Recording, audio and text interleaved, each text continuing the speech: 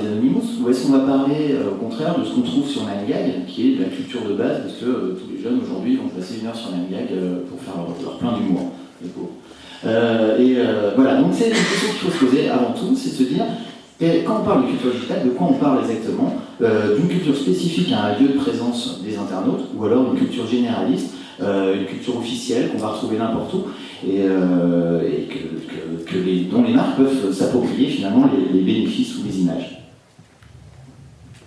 Moi je vais plutôt abonder dans le sens de Cyril, parce que lorsqu'on aborde la web culture, on ne sait pas trop ce que c'est, et surtout c'est quelque chose qui est encore assez diffus. Quand on parle des mèmes, c'est avant tout des choses qu'on appelle des êtres culturels qui sont aux limites assez mouvantes.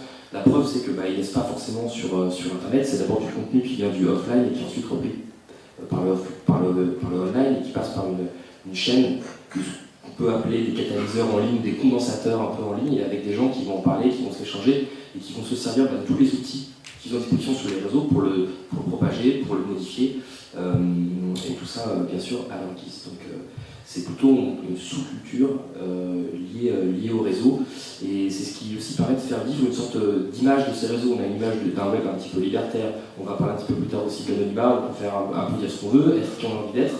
Ça participe aussi à ce qu'on appelle, enfin, ce que Foucault appelait les hétérotopies. Une hétérotopie, c'est un peu Disneyland, c'est un endroit qui est rêvé, qui n'existe pas dans le réel, mais qui existe un petit peu dans le subconscient et dans l'esprit des gens. Et ben, le web est aussi une hétérotopie et a une sorte de culture, une sorte même de folklore, et donc la culture en fait partie.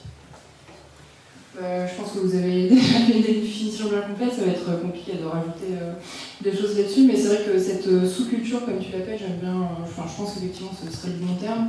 Là où elle est intéressante aussi, c'est qu'elle s'auto-référence beaucoup, elle s'auto-alimente, et c'est aussi ce qui en fait une culture intéressante, puisque les gens se l'approprient pour ensuite la diffuser autour d'elle. Effectivement, la notion d'anonymat là-dedans qui est intéressante, qu'on va pouvoir aussi plus.